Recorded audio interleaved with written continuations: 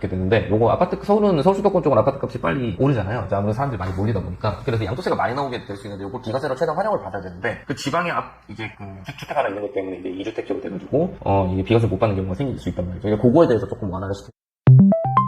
네, 오늘은 이제 좀 세법 개정된 거 한번 얘기를 해볼게요. 어저께 세법 개정안이 이제 발표가 됐는데, 우선 첫 번째로 가장 파격적인 거는 이제 상속세랑 증여세 세율이 좀 바뀌었고, 그러니까 이제 10억 초과되는 게 40%로 최고 구간이 그렇게 바뀌었죠. 그렇게 바뀌고, 그 다음에 또 이제 상속세 공제 중에서 자녀 한 명당 원래 5천만 원인데 그 5억 원까지도 올라버렸어요. 5억 원. 그러니까 그러면 예를 들어서 자녀가 둘이 있으면은 5억 원이니까 10억까지 이제 상속 공제가 가능해졌다는 거죠. 그러니까 이거는 뭐 자녀가 많은 이제 그 상속인들이 많아지게 되면 엄청난 거의 세금을 거의 안 낼 수 있게끔 그렇게 세팅이 가능하다는 점. 예, 그렇게 되겠고, 그거는 이제 다들 아시는 내용이라서 저는 그것보다는 조금 뭘 주목했으면 이제 양도세에 대해서 조금 좀 주목을 했어요. 이제 양도세 같은 경우는 크게 이제 두 가지로 볼 수 있는데, 두 가지 중에.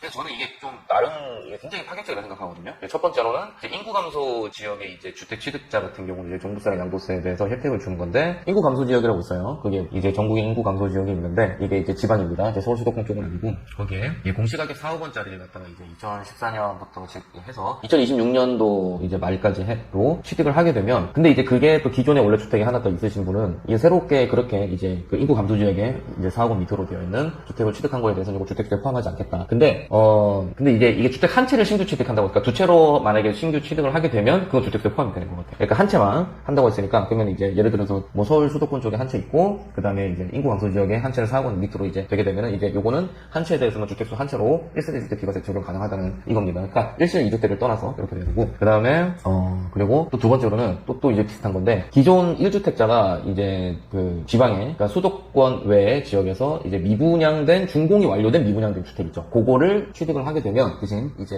취득가액이 6억 원 밑으로, 그리고 이제 전용면적 85m 제곱, 그러니까 우리 국민평수 25평 얘기하는 거죠. 그렇게 되면은 그것도 기존 주택에 대해서 1세대 주택 비과세 적용할 수 있게끔 양도할 때 그거는 혜택을 준 거예요. 또 종부세도 마찬가지고 1주택자로 보겠다는 건데, 이게 왜 엄청난 혜택이냐 하면, 예를 들어서 지방의 오피스텔이나 조그만 뭐 원룸 같은 거 하나 갖고 있고 세를 받기 위해서 그 다음에 서울에 아파트에 거주를 하고 계신단 말이에요. 그렇게 되는데, 요거 서울은 서울 수도권 쪽은 아파트 값이 빨리 오르잖아요. 아무래도 사람들이 많이 몰리다 보니까. 그래서 양도세가 많이 나오게 될 수 있는데, 요거 기가세로 최대한 활용을 받아야 되는데, 그 지방에 이제 그 주택 하나 있는 것 때문에 이제 2주택제로 돼가지고 이게 비과세 못 받는 경우가 생길 수 있단 말이죠. 그러니까 그거에 대해서 조금 완화를 시켜줄 것 같아요. 그래서 요 부분 잘 챙길 수 있게끔 그렇게 하면 괜찮을 것 같습니다. 감사합니다.